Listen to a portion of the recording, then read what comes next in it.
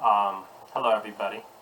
The intention behind this channel is travel, and it's going to be travel, but the first thing I want to talk about on my first video is a health condition. It is a very complex health condition. It is challenging to manage, and not many doctors understand it. Let me begin by describing it, and if you have found this video, you probably are trying to figure out what's going on with you. I'm going to do my best to explain one type of it, and hopefully I can make another video to explain the other type. I noticed that there isn't many videos on the hyperadrenergic version, which is the more brutal version, the one that I suffered and still continue to suffer from to a certain degree. Let me just begin by explaining what it is. Hyperadrenergic postural tachycardia is basically summed up in a way where you get actually surges in blood pressure as you stand up from laying down. So a normal human being, when they stand up, their blood pressure slightly goes down, and their baroreflexes correct that for their body to normalize. So their blood pressure actually drops a small tidbit, and everything's okay. They're just fine to go, they're balanced. Now in hyperadrenergic postural tachycardia, or the regular version of POTS, we have a dysfunction. So our central nervous system isn't able to work properly, so it doesn't send the proper signals. So what occurs is our body either undercompensates or overcompensates. So our autonomic nervous system is actually not working properly. These conditions are extremely notorious to treat. I have been to over 25 hospitals. I had been to the emergency room over 50 times with blood pressures in the 200s, with 120 diastolic. I thought I was going to die every day. Literally going to the emergency room every few days because I couldn't take it. I would get violent surges even laying down. And I went to Mayo Clinic, I went to Stanford, I went to some of the top doctors, and they could not figure out how to help me. Unfortunately, no matter how good of a neurologist you are, it is very complex. It is extremely difficult because it can be autoimmune, it can be neurological, it can be baroreflex failure. So there's many ways that the condition can affect an individual and manifest itself as hyperadrenergic postural tachycardia. So basically you'll be laying down and your blood pressure is 110, 60. All good. And then you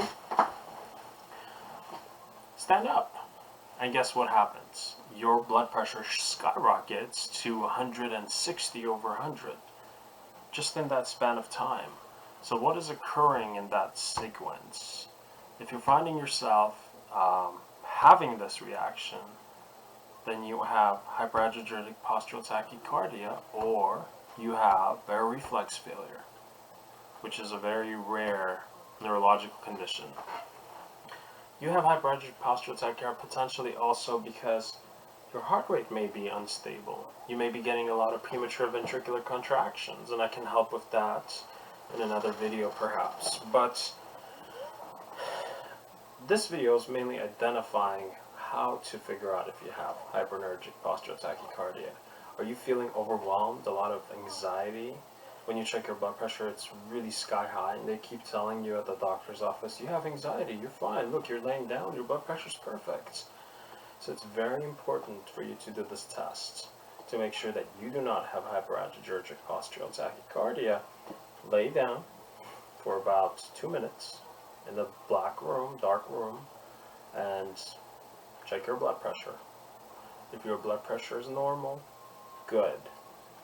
Stand up and check your blood pressure after 2 minutes and see if it's so much higher or if it's actually dropped a tidbit. There's still a lot left for us to discover. Now my condition, what I was experiencing was surges every evening. My blood pressure would be fine 1 minute, and then in the evening, about 6, 7 p.m., I would go to hypertensive crisis out of nowhere. So I was trying to figure out what was wrong. I was trying to figure out how this happened to me, why I was getting over 50 PVCs a day minimum, which is horrible because I could feel every one. My blood pressure is skyrocketing for about an hour, then it drops. I can't get up at all for that hour. My heart rate's in the 130s, 140s just by moving. So what do I do? What do I do? How do I solve that? Unfortunately, there is so many things that they have tried and nothing works because the autonomic nervous system is notoriously difficult to treat. My solution, and this is what I wanted to share, this is what has brought me a life that is normal to a certain degree, has been a lot of research, a lot of blood work. We found what the core component of my issue was, and that was testosterone. I, as a male, had a level of 200 testosterone. That is not appropriate for a 33-year-old male. Your testosterone as a male should be at least above 300. I began taking androgel. I had been all around the world trying to find a cure or solution, and we found this in Europe. We did a test for my free TSH, testosterone level and such, not TSH, but testosterone level, and we found that it was at 200. We started supplementing it, and as soon as I brought my testosterone to a level of about 400, things got a lot better from a symptoms perspective. Additionally, you have to be careful with the food you're eating. You cannot eat food that increases your norepinephrine. Norepinephrine is basically adrenaline. So please go ahead and search for norepinephrine containing foods, adrenaline, such as soy sauce and such. Please feel free to message me if you want to have the full list. There is a precursor to norepinephrine. All of this I can explain to you in another video potentially. But the intention behind what I'm saying, and foods will not affect it that much, but you do want to steer clear of fermented foods, and you want to steer clear of fermented fish. You want to you want to eat fresh, basically, if you have high blood pressure, no matter what, even if you have just regular high blood pressure. I would not recommend taking Xanax or Valium. I was on those for a long time. They do not help. They cause an addiction problem. They can make things a lot worse, actually, because they lower your hormones. They mess with your hormones as well. I'm currently on a regimen of propranolol. Propranolol is used for all types of POTS patients. I'm only on about 10 milligrams, which is a baby dose. I take 5 milligrams in the morning and 5 milligrams in the evening. This helps regulate my heart rate. So as a POTS patient, when I'm laying down, my heart rates can be about 70 to 80, and when I stand up, it is about 110. With propranolol, it's in the range of about 70 to 90, which is where you want to be. In regards to serotonin, so that's a compound that is opposing to dopamine and norepinephrine, which dopamine breaks into.